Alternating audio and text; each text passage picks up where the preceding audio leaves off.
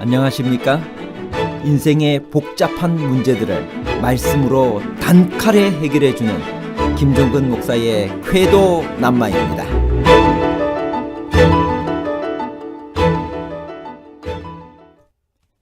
하나님을 두려워하라는 말씀의 진정한 의미는 무엇일까요?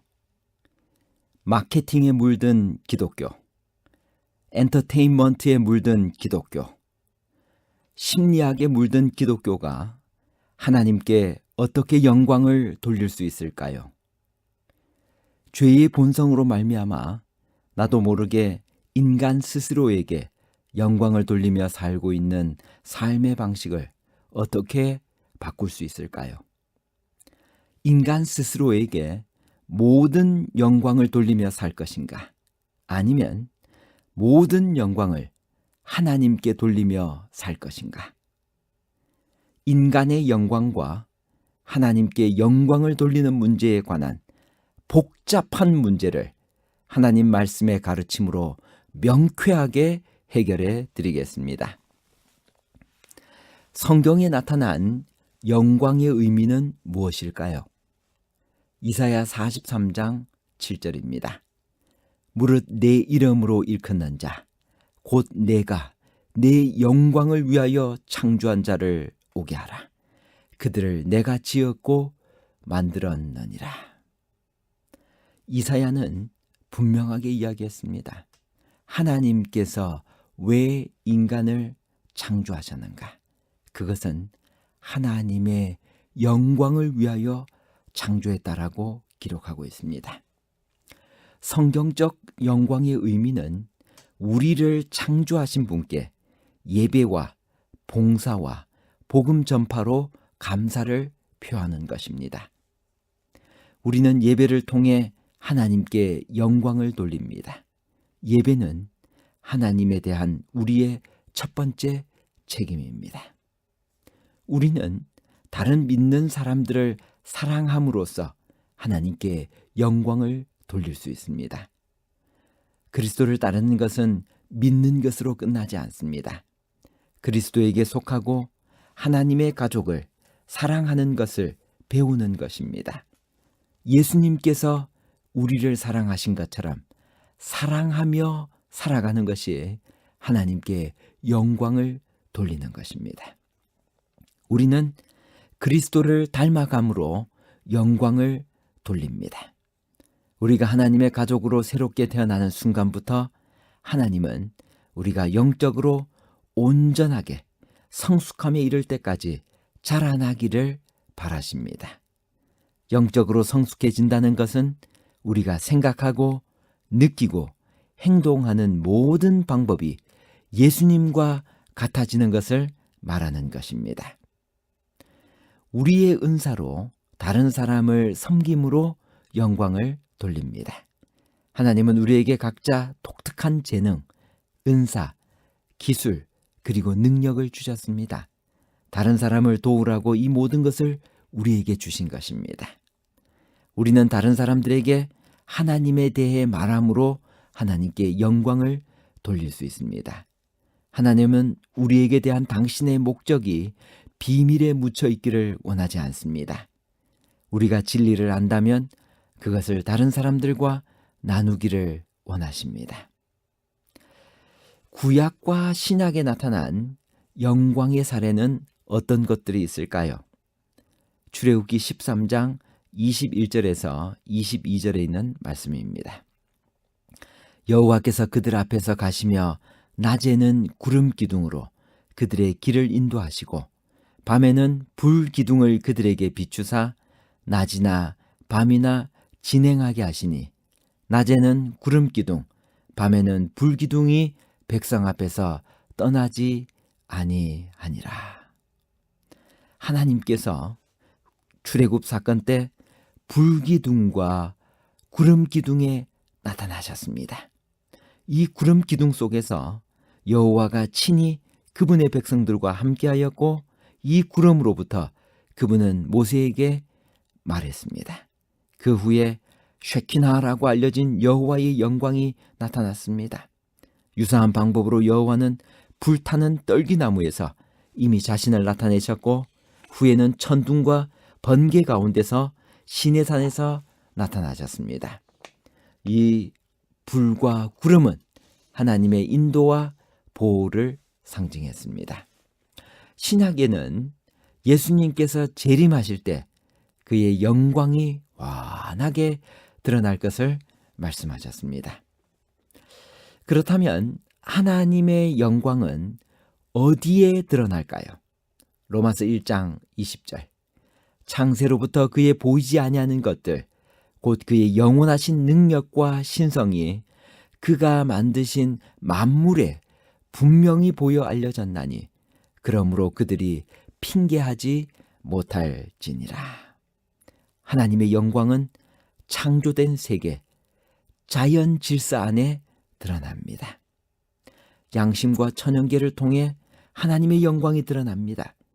비록 죄로 인해 파괴되었지만 그 만드신 만물들은 무한한 능력을 가진 분이 이 세상을 창조했다는 것을 증거합니다.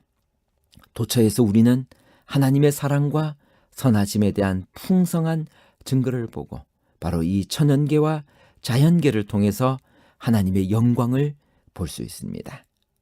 두 번째, 하나님의 영광은 주로 그리스도와 그분의 선포하신 복음에서 밝히 드러납니다.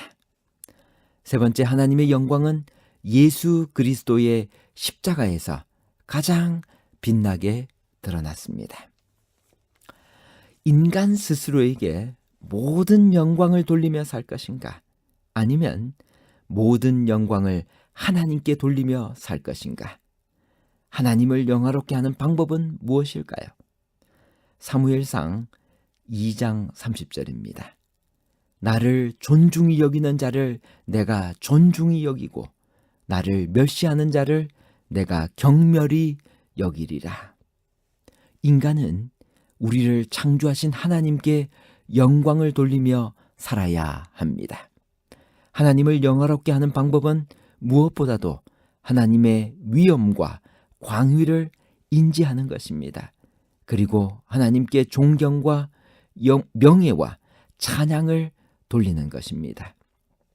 참된 예배는 하나님의 위엄과 광위를 인정하는 가장 좋은 길이며 하나님을 영화롭게 하는 가장 좋은 길입니다. 하나님께 영광을 돌린 십자가 주변에 세 사람은 누가 있을까요?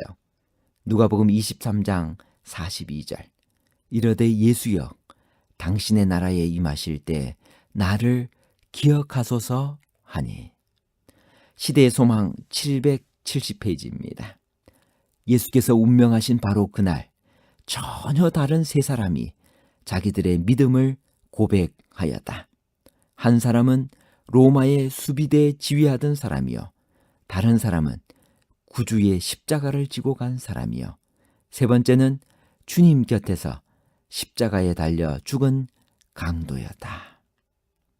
여러분, 십자가 주위에 세 사람이 하나님께 영광을 돌렸다면 오늘 우리도 하나님께 영광을 돌리며 살아야 되지 않겠습니까? 하나님께 영광을 돌리라는 성경의 근본 의미는 무엇일까요? 요한계시록 14장 7절에 있는 말씀입니다. 그가 큰 음성으로 이르되 하나님을 두려워하며 그에게 영광을 돌리라. 이는 그의 심판의 시간이 이르렀음이니 하늘과 땅과 바다와 물들의 근원을 만드신 이를 경배하라 하더라. 여러분, 이 신약 성경에는 하나님을 두려워하며 그분께 영광을 돌리라라고 하는 말이 7번 나옵니다.